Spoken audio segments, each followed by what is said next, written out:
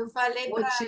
Justificado, motivo Falei para. justificado. Boa tarde, meus amigos, boa tarde, minhas amigas. Nós Eu estamos dei. aqui na Ué, travou? Sociedade de Estudos Espíritas Francisco de Assis, hoje é 4 de abril de 2024. E nesse horário das 16 horas, nós estudamos essa obra, Diversidade dos Carismas, Teoria e Prática da Mediunidade, do Hermínio de Miranda. Nós estamos estudando o capítulo que tem por título, deixa eu ver aqui direitinho, 11, mal olhado, parece até brincadeira, né? O Hermínio de Miranda colocou um capítulo do livro Diversidade dos Carismas de mal olhado. Então, quando a gente fala assim, o pessoal até diz, está de brincadeira. Não está de brincadeira, não. O capítulo chama realmente mal olhado. E ele até tratou em algumas coisas aqui, né? Até com bom humor. Mas é um assunto sério que a gente tem que compreender, né? Muitas pessoas acham que isso é bobagem, isso é besteira, mas não é não. Então, o capítulo trata do mal olhado, aquele mal olhado do pessoal antigo. Então, no capítulo 11 do livro Diversidade dos Carismas. Mas, antes de iniciarmos, vamos fazer a nossa prece, agradecendo a Deus, agradecendo a Jesus, a oportunidade que Ele nos concede de estarmos aqui reunidos para estudar, para aprender um pouco mais, porque nós precisamos aprender muito ainda, não é? E pedir também aos nossos companheiros, nossos amigos espirituais, que nos fortaleçam, equilibrem as nossas energias, para que a gente possa se manter firme nessa caminhada, buscando crescer, buscando evoluir, para também servirmos melhor ao Senhor, porque a seara é muito grande e ainda tem muito poucos trabalhadores. E também nunca não podemos esquecer daqueles nossos irmãos mais necessitados. Então, sempre rogamos ao Pai que tenha compaixão, misericórdia desses nossos irmãos que estão ainda tendo uma caminhada muito difícil, de muita dor e sofrimento. Então, assim, envolvidos por essa atmosfera, né, de alegria, porque estamos juntos, de retorno à nossa casa espírita, e iniciar aqui os nossos estudos. Eu vou começar relendo um pedacinho da aula anterior, né? Quando o Hermínio conta daquele colega dele, né? Que trabalhava numa empresa, e nessa empresa o Hermínio tinha uma incumbência, que era ou demitir alguma pessoa, né? Ou então substituir uma pessoa, colocar ela numa outra tarefa, ou às vezes num nível mais elevado, um nível menos elevado. Fala a verdade, a pessoa que trabalha numa empresa e tem incumbência de decidir coisas da vida das outras pessoas, nunca está numa tarefa agradável. Nunca está. Né? Então, principalmente quem trabalha na questão, nesse setor de relações humanas, nesse setor do departamento pessoal, é realmente uma coisa muito desagradável. E o Emílio foi incumbido pela empresa, né, para resolver algumas questões lá da empresa. E ele tinha a ordem de destituir ou substituir pessoas. Então, teve um companheiro que ele foi conversar com ele, e esse companheiro ele tinha que mudar o indivíduo de local. Eu acho que era isso, ou demitir. E a pessoa, né, quando ele deu a notícia, não muito agradável, o sujeito olhou para ele, né, deu aquele sorriso, como ele diz, um sorriso padrão nos lábios, e deu um vigoroso aperto de mão nele, um vigoroso aperto de mão, e um estranho brilho nos olhos ele percebeu na pessoa. Aí, naquele momento que esse companheiro apertou a mão dele, ele sentiu uma verdadeira descarga elétrica que subiu nele, né, com um raio pelo braço, justamente aonde a mão que o sujeito apertou, né? O sujeito apertou a mão direita dele e ele sentiu uma descarga elétrica passando pela mão, pelo braço, até a cabeça. E ele ficou com uma dor de cabeça terrível, justamente na têmpora esquerda, né? Porque vamos dizer assim, a fiação é cruzada, né? Então, ele sentiu um petardo atingir o lado esquerdo do cérebro, pois é o lado esquerdo do cérebro é o que comanda o lado direito do corpo, né? E o lado direito do corpo é o que comanda o lado esquerdo. O lado direito, não, desculpe, o lado esquerdo do cérebro comanda o lado direito do corpo. O lado direito o lado direito do cérebro comanda o lado esquerdo do corpo, então é cruzado, né? Então, ele ficou passando muito mal, muito mal. Quando ele saiu do serviço, do trabalho, ele foi para uma casa espírita de um amigo, e nessa casa espírita ele pediu passe, né? Aplicaram o passe nele, e ele ficou muito mal mesmo. Aí, inclusive, o diretor lá da Casa Espírita, que era amigo dele, que era médium, falou para ele: foi um verdadeiro petardo que atingiu você. Uma das senhoras presentes, lá na Casa Espírita, levou ele para um cantinho para que ele pudesse receber os passes necessários. Aí, com o tempo, a dor de cabeça passou e é como se fechou a cicatriz na cabeça dele. Porque a impressão que ele teve é que abriu um rombo na cabeça dele, aquele sentimento que aquele companheiro passou para ele quando apertou a mão dele. E ele percebeu isso no olhar da pessoa, um olhar estranho, né? Um estranho brilho nos olhos, que revolta, raiva, né? Mas o companheiro não podia dizer para ele, então descarregou. Aí aqui nós vamos começar a aula de hoje. Continuando o relato do Hermínio de Miranda, ele diz assim: mas eu havia dito que Regina vivenciou 2 episódios desses e acabei introduzindo um dos meus depoimentos pessoais. A Regina é a médium que o Hermínio estuda. Ele estuda as faculdades mediúnicas dessa médium que ele chama de Regina, nesse livro, que não é o verdadeiro nome dela, é claro, né? É o pseudônimo que o Hermínio adotou para ela, porque ele não quis usar o verdadeiro nome da médium. Então, ele passou a chamá-la de Regina, não só do livro Diversidade dos Carisma, mas também naquele livro Memória e o Tempo, que ele escreveu, ela também participa em alguns pontos daquele livro, mas ele usa sempre o nome Regina, que não é o verdadeiro nome dela. Ele nunca identificou qual é essa médium, né? Então, ele disse aqui: ele vai contar agora a questão da Regina. O que aconteceu com ela em relação a essa questão aí do mal-olhado, né? Certa vez, a Regina comprou um lindo buquê de monsenhores brancos. Preferiu essa flor, por ser a que melhor oferecia resistência ao calor abrasador naquela época do ano. Porque ela mora no Rio de Janeiro, e a gente sabe, Rio de Janeiro, ela morava no Rio de Janeiro, e Rio de Janeiro é muito quente. Então ela diz: olha, o Monsenhor que não resiste ao calor do Rio de Janeiro. Chegando em casa, arrumou as flores caprichosamente numa jarra, e o arranjo lá ficou como que dominando toda a sala, com o encanto peculiar da decoração viva. Nesse mesmo dia, recebeu a visita de um casal conhecido. A mulher ficou literalmente fascinada pela jarra de monsenhores.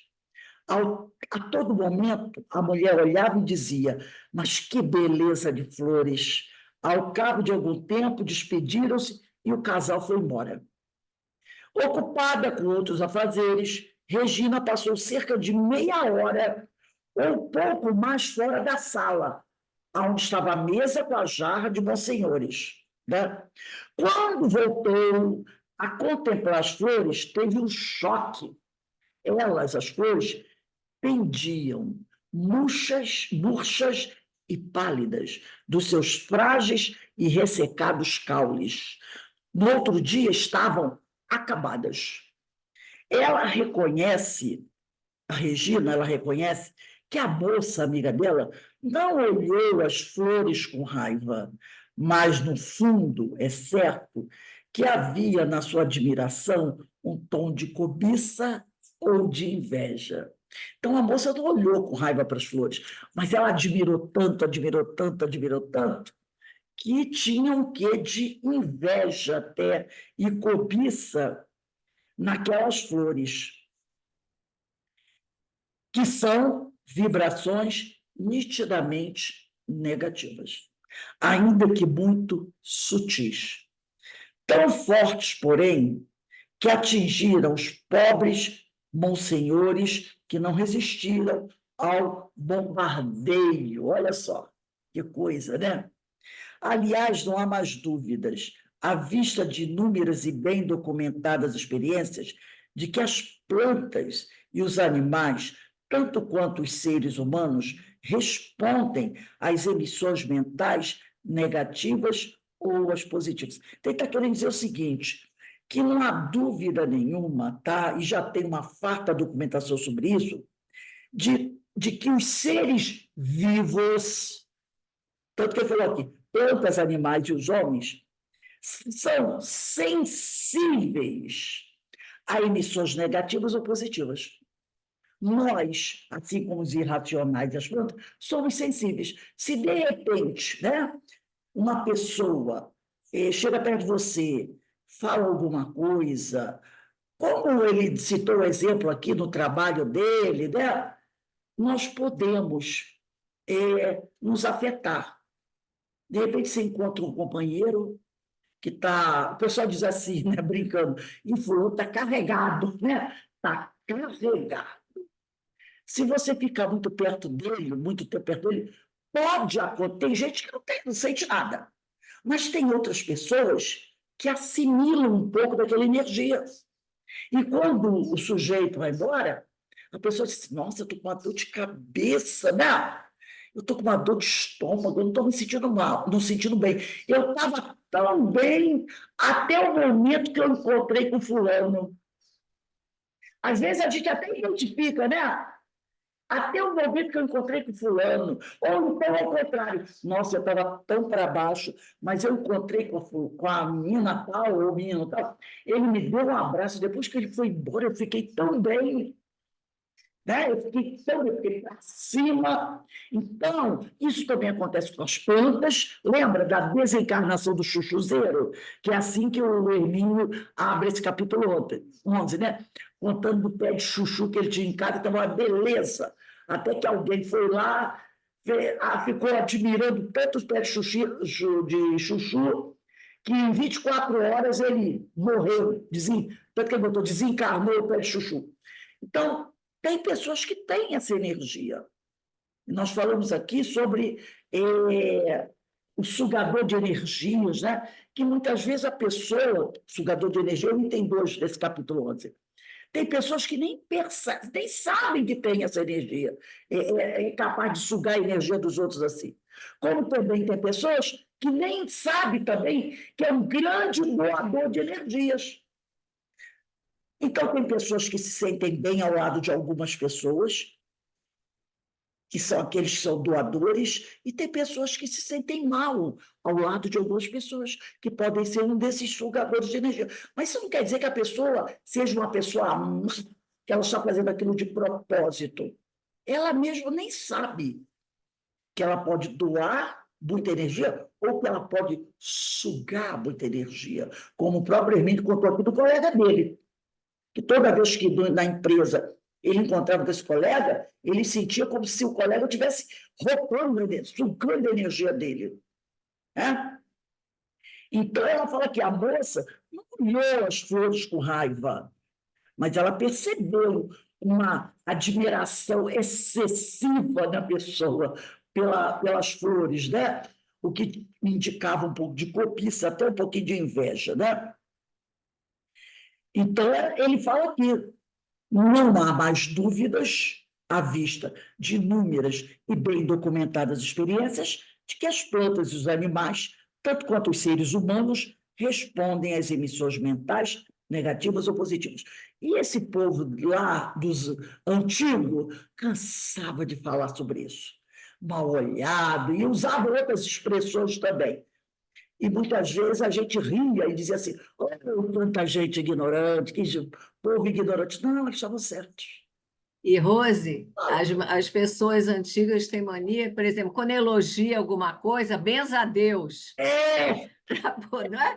Benza a Deus, que cabelo, benza a Deus, que criança linda, benza a Deus, que não sei o quê, né?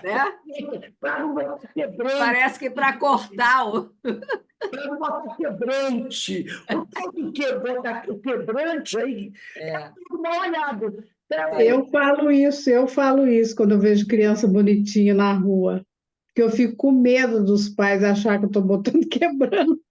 botando quebrante, nunca sei. O que é isso? Quebrante, quebrando. Agora ele está vendo o tal do mal olhado, né? O tal do mal olhado. Então, ele fala aqui, né? Aí ele diz assim: as experiências do doutor e reverendo protestante Franklin Loyer, na obra É o Poder, não sei o que, das plantas, que está em inglês, acho que é Poder Prático das plantas, nas plantas, alguma coisa assim, dão testemunho dessa irrecusável realidade. Eu acho que eles, quando botam o nome de um livro em inglês, deviam repetir Prayer é reza. Prayer é reza. da oração nas É, isso. O poder da oração nas plantas. É plantas. uma coisa Eles assim. deviam botar entre parênteses a tradução, né? Dão É. testemunho dessa irrecusável realidade. Plantas obtidas do mesmo grupo de sementes e tratadas sob condições idênticas de terreno, umidade, luz e calor, cresceram mais vigorosas e saudáveis quando recebiam preces diretamente ou através da água do que as outras que eram abandonadas à sua própria sorte, ou pior, aquelas sobre as quais eram disparados pensamentos negativos. Mas aqui a gente tem que tomar aquele cuidado. Ele normalmente fazia oração na água, ou fazia orações, assim, de repente, no ambiente onde elas estavam. Porque a gente tem que tomar cuidado com aquele negócio de, eu vou dar passe na minha planta, vou dar passe no meu animal, vai matar. Que a nossa energia é totalmente diferente. O nosso fluido vital, a qualidade do nosso fluido vital é totalmente diferente da qualidade do fluido vital da planta. Tudo é fluido vital, mas são diferentes em relação aos seres, né? É tudo fluido vital, mas para cada ser é um tipo de fluido vital com características diferentes. Então a gente tem que tomar cuidado com isso, porque aí você vai dar passe no animal ou na planta e vai acabar matando, porque você está injetando nele um fluido vital muito mais potente do que ele pode suportar. Então, tem que tomar cuidado com isso, né?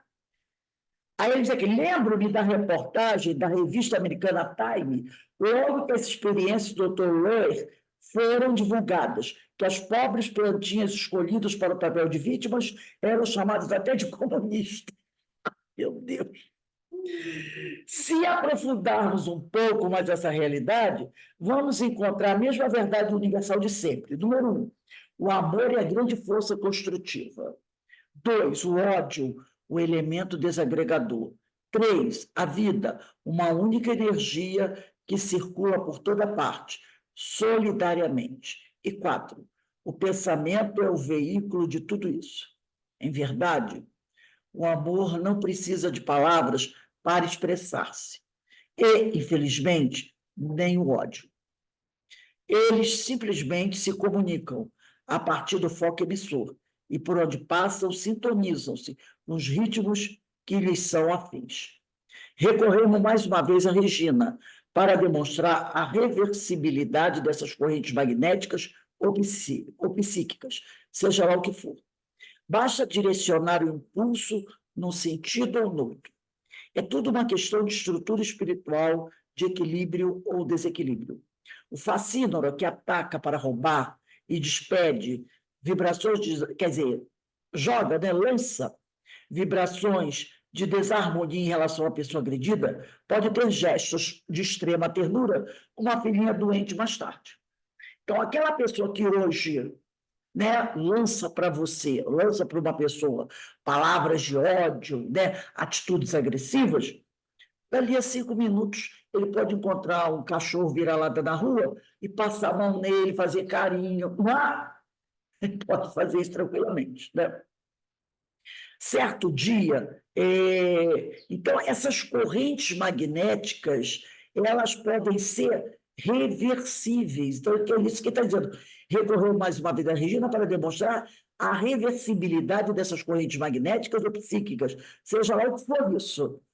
Basta direcionar o impulso no sentido ou no outro. Então, numa hora, você está com muita raiva de alguém e descarrega uma energia negativa daquela pessoa. Aí você vai embora. Daqui a pouco você encontra alguém que você gosta, ou algo que você gosta muito, e pode lançar para aquilo toda uma energia boa. Aí a pessoa, ué, como? Então, essas coisas se alteram de acordo, como ele diz aqui, com a nossa estrutura espiritual de equilíbrio ou desequilíbrio. Isso pode acontecer. Eu estava agora me lembrando, ia lembrar de um exemplo, acabou que eu esqueci. Um fato que lembrava mais ou menos isso, né? Certo dia, no dia, aqui ela está dizendo, no dia dos professores, certo dia da MESC, quer dizer, dia dos professores, que a Regina era professora, né? Uma das turmas a quais Regina lecionava resolveu se cotizar para dar-lhe de presente um vistoso buquê de rosas vermelhas. Seus prediletos. Todos os alunos juntaram dinheiro, cada um deu um pouquinho, para comprar para a professora um lindo buquê de rosas vermelhas. O verão estava ardente, como de hábito, àquela altura do ano. Ela, Regina, recebeu as flores de seus alunos, do turno da manhã. E como trabalhava em 2 colégios, só regressou à casa à noitinha. Nesse interim, teve de ficar carregando o buquê de rosas, de um lado para outro, sem poder tratá-lo devidamente. Então, ela saiu da escola com o buquê, foi trabalhar na outra, levou o buquê, andou de ônibus, andou na rua, um sol danado, e ela com o buquê no braço, né? À noite, as rosas estavam completamente murchas, caídas sobre as hastes sem vida, coitada das rosas. Não tinham resistido ao calor e aos maus tratos involuntários, mas não menos prejudiciais. Quer dizer, ela não quis tratar mal as rosas, mas o calor acabou prejudicando, né? Nada mais havia a fazer senão jogá-las no lixo. Já estava para selar o destino final das flores, quando parou o momento para pensar.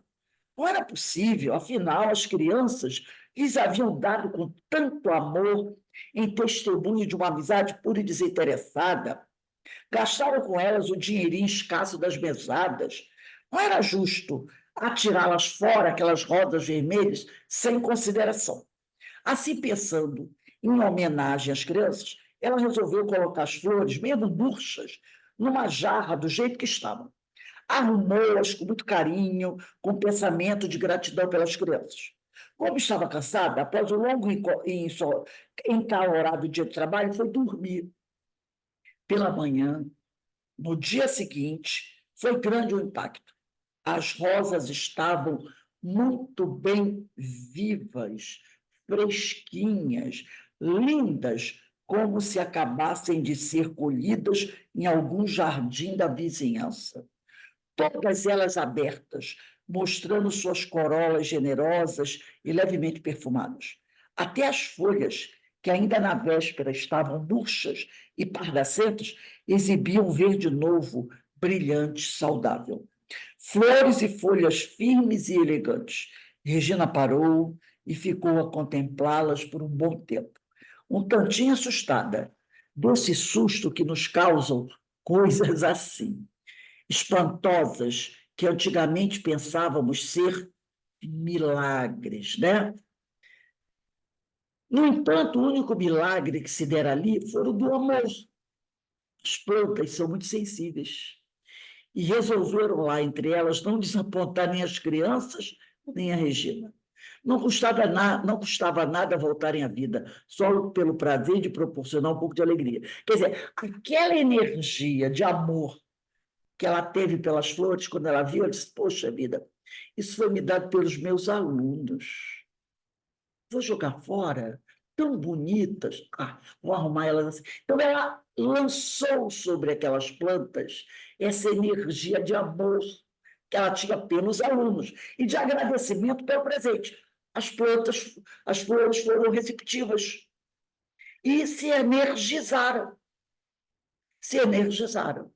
Fala, Carmen. Tem aquele trabalho do Dr. Emoto, um japonês que faz com arroz, é impressionante aquilo, né? Palavras de carinho ou palavras de ódio, o arroz fica mofado, fica podre, ou ao contrário, o arroz fica, sabe, como se tivesse cozido, com cheiro até. Isso aí é verdade, né? Já está mais do que provado isso. Tem aquele da água também, né? É assim, do gelo, né? Isso, da água. Ele não fala palavras agressivas, perde um pouco d'água, aí os cristais ficam, né? Isso! Coloca uma música clássica, ou coloca o discurso de Hitler, ele dá até um exemplo disso. Exatamente. Como é que fica, né? É a energia da criança. Da criança Sim. na escola, das plantas colocadas na escola, que o professor mandou só agredir aquelas plantas, e na outra sala, uma planta que fosse só cuidar de falar de palavras boas. Aí também houve esse... É, porque são seres orgânicos, são seres vivos, como nós estudamos ontem, princípios inteligentes. Lembra que nós falamos? Na aula ontem do livro, do curso de Emmanuel, falamos sobre isso, sobre a evolução do princípio inteligente. Então, ele diz aqui, né? Isso explicaria também porque certas pessoas têm mão boa para plantas e outras não. Não são as mãos ou os olhos que são boas ou más. Elas se limitam a veicular as energias que recebem do centro emissor de onde provém.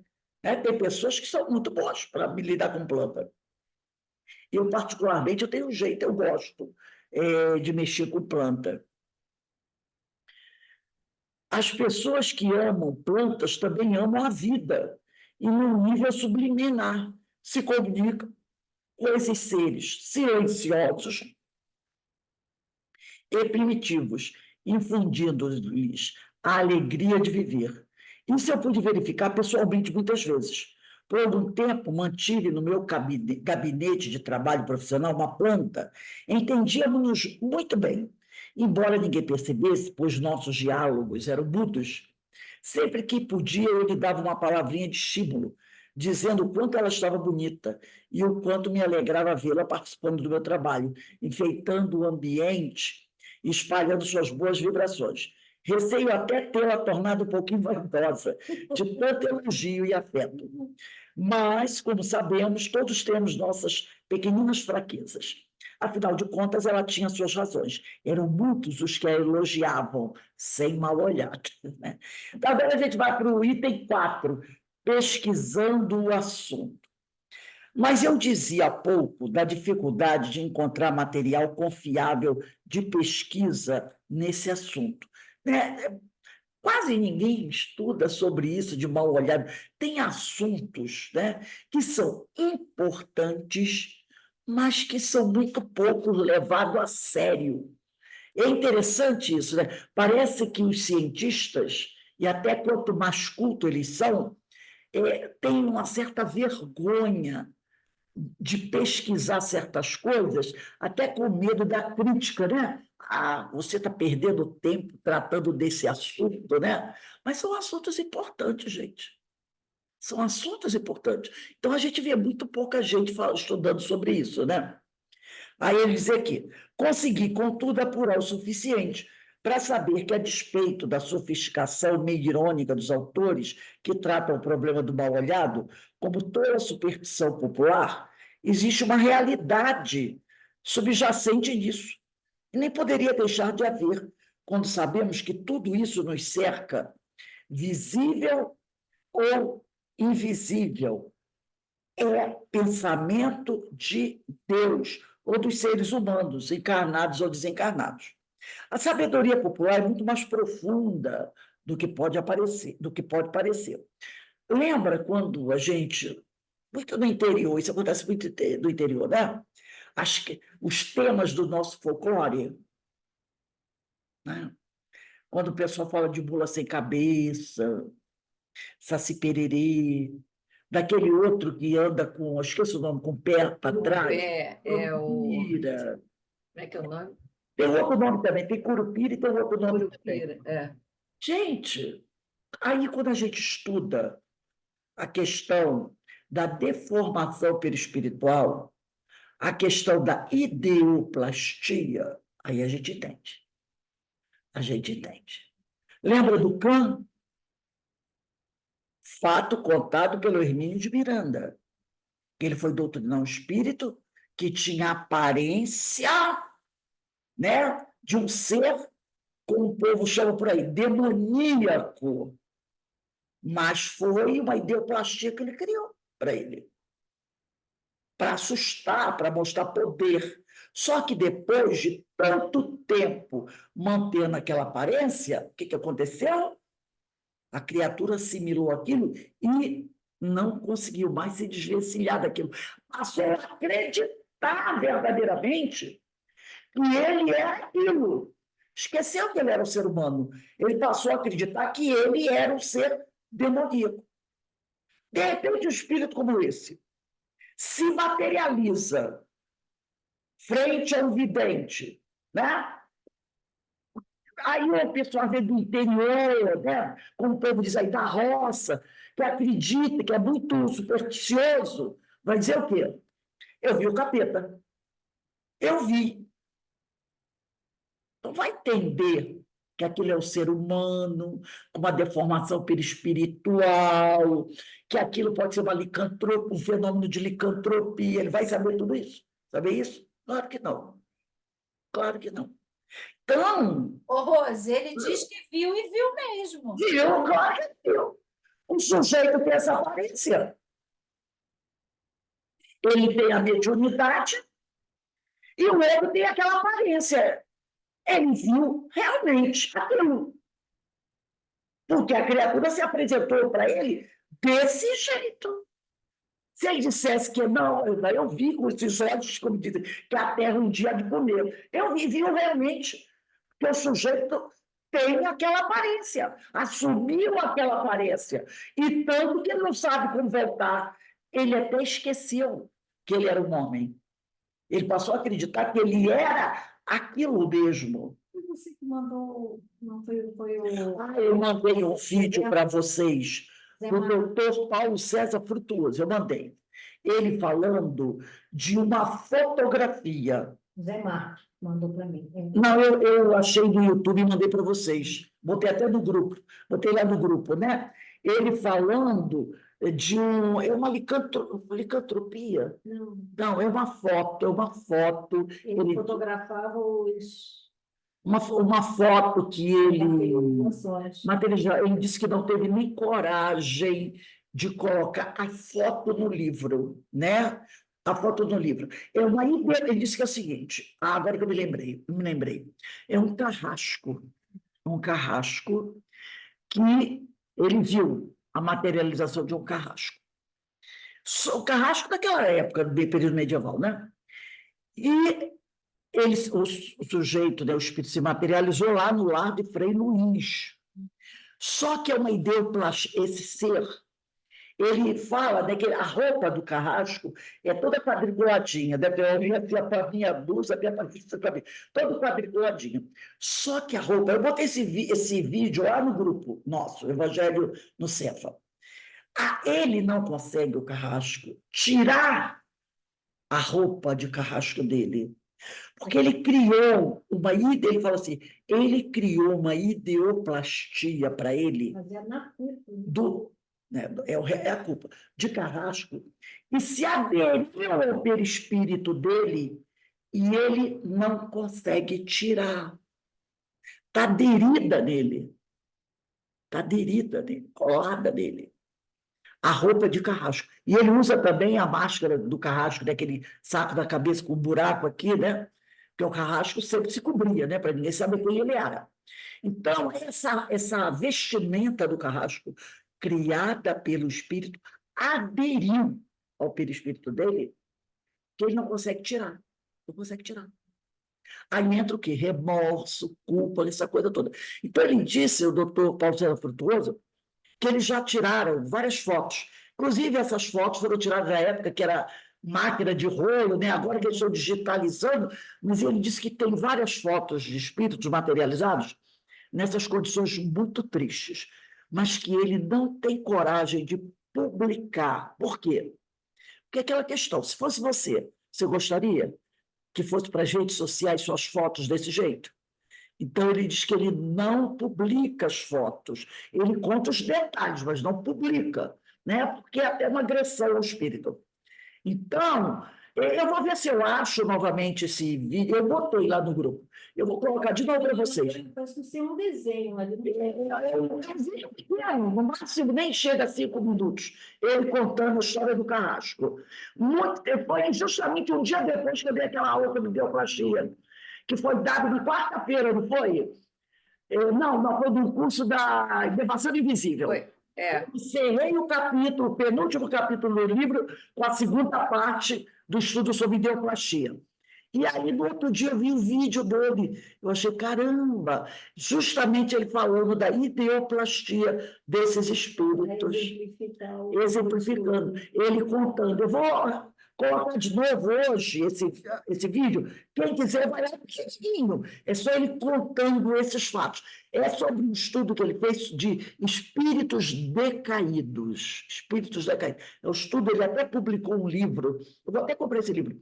Sobre espíritos decaídos. E no livro ele conta esse fato que está lá no vídeo. Coisa muito interessante, que muita gente vai dizer que é besteira, que essas coisas não acontecem, não existe, mas existe sim. Existe sim. Né?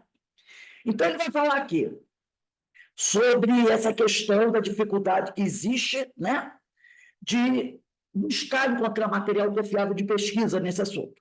Aí ele diz aqui, consegui, contudo, apurar o suficiente para saber que a despeito da sofisticação meio irônica dos autores, que tratam o problema do mal-olhado como tola superstição popular, existe uma realidade subjacente nisso, e nem poderia deixar de haver quando sabemos que tudo isso nos cerca, visível ou invisível, é pensamento de Deus ou dos seres humanos, encarnados ou desencarnados. Tudo é fruto do nosso pensamento, ou do pensamento de Deus ou do nosso pensamento. Estando a gente encarnado ou desencarnado. Tudo é fruto do nosso pensamento. A sabedoria popular é muito mais profunda do que pode parecer.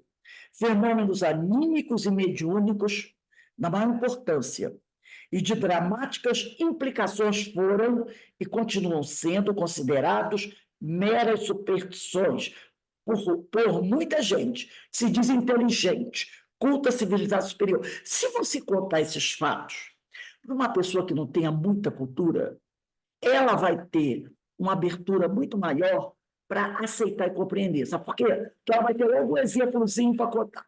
Mas se você contar um fato desse no meio onde as pessoas têm uma cultura mais elevada, você vai ver olhares irônicos e de desdém. Né? Isso é muito interessante. A ideia do mal-olhado é antiga e está espalhada pelo mundo todo, o que se comprova facilmente pelos nomes que servem para designá-la nas diversas línguas. Na Roma antiga, a palavra era fascinatio, quer dizer, mal-olhado na Itália era chamado de fascinatio, quer dizer, fascinação. Os gregos diziam biocágia, modernamente se diz mal-olhado, em português, ou então évil, em inglês, malóquio, em italiano, malvais, oil, em francês. Quer dizer, toda cultura tem a história do mal-olhado. Segundo apurei, há livros sérios escritos sobre o assunto, e aqui ele vai dizer alguns nomes em inglês, que eu não vou ler, e até o mais recente, de 1958, né?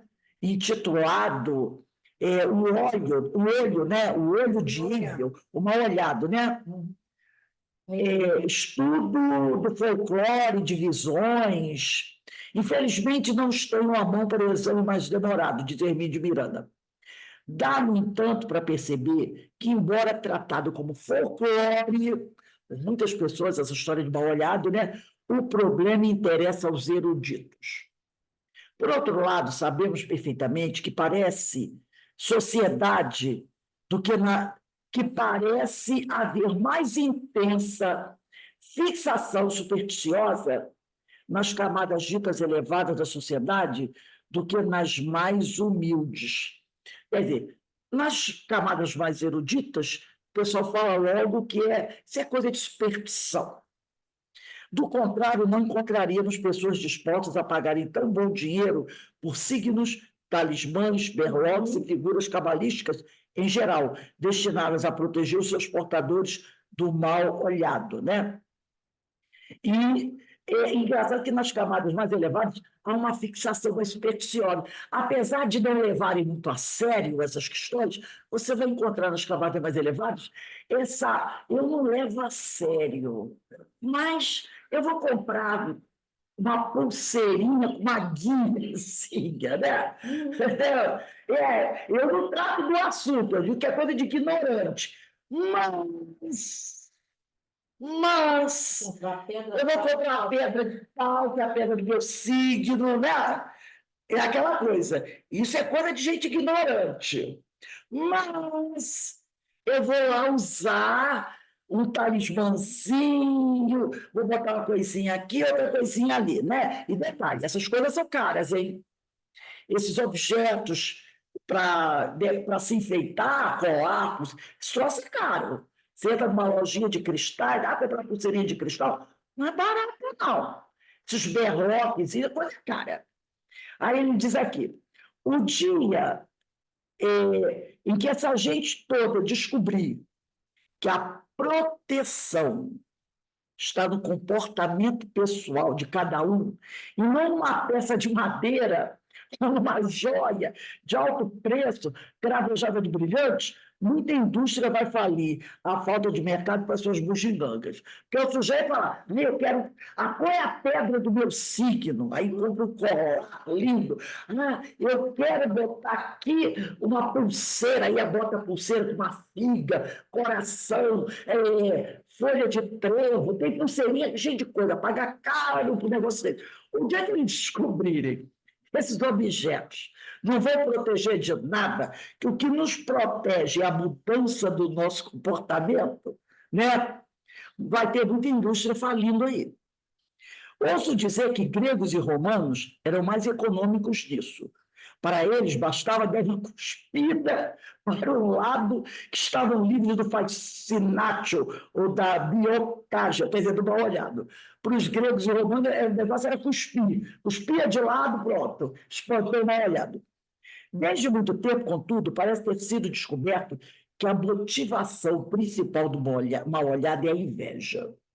E por isso era considerado desastroso ouvir elogios. Então, quando alguém ouvia elogios, já ficava apavorado, achando que a pessoa que estava elogiando estava tendo inveja da pessoa. Daí, inveja atraía o quê? Atraía energia ruim, né? Energia ruim. Então, as pessoas não queriam saber de serem elogiadas, não tinham medo. Elogiou, o cara já ficava preocupado, né? Já tinha essa questão da preocupação. Aí ele diz aqui,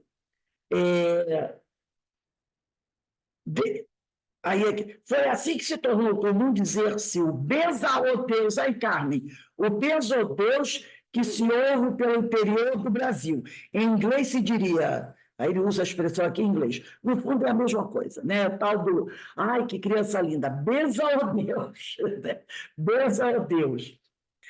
Turcos e árabes, segundo a enciclopédia britânica, acham que cavalos e camelos têm olho ruim, tadinho do cavalo e do camelo.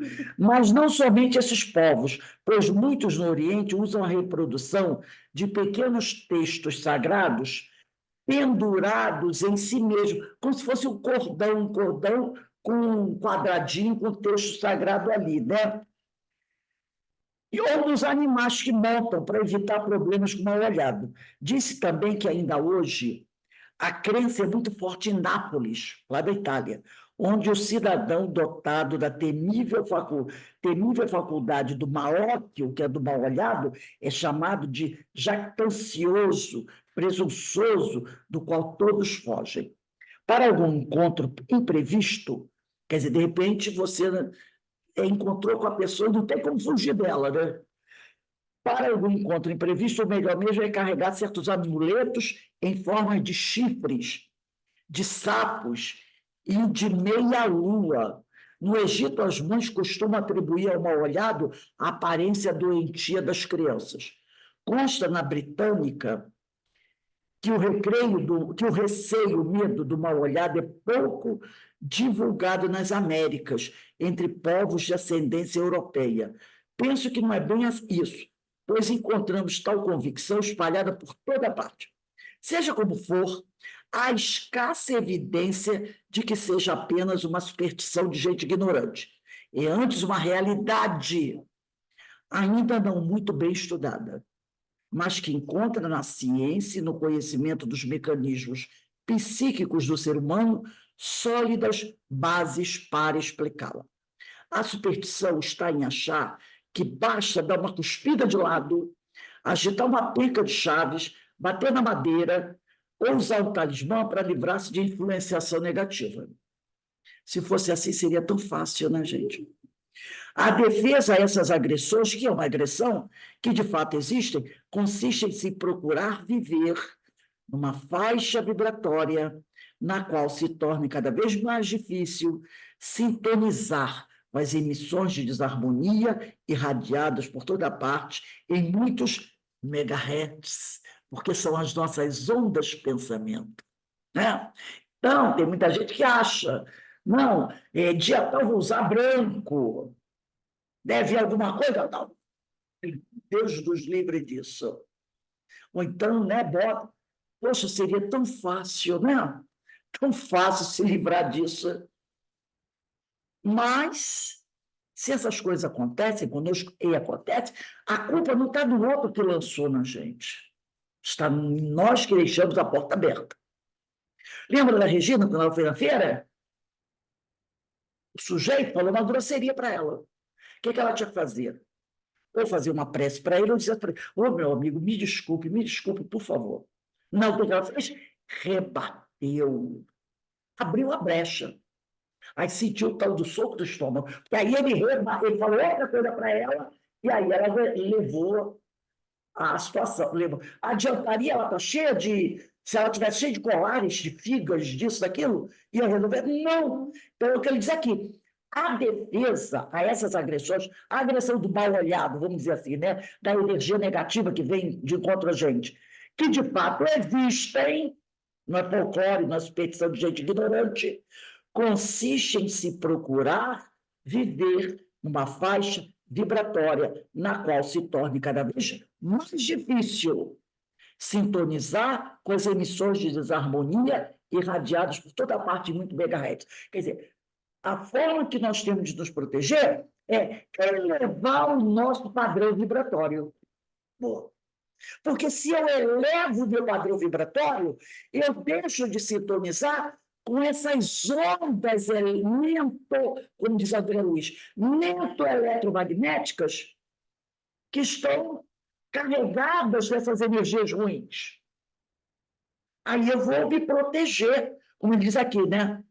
Emissões de desarmonia irradiadas por toda parte, em muitos megahertz. São questão de ondas. Nossas ondas pensamentos.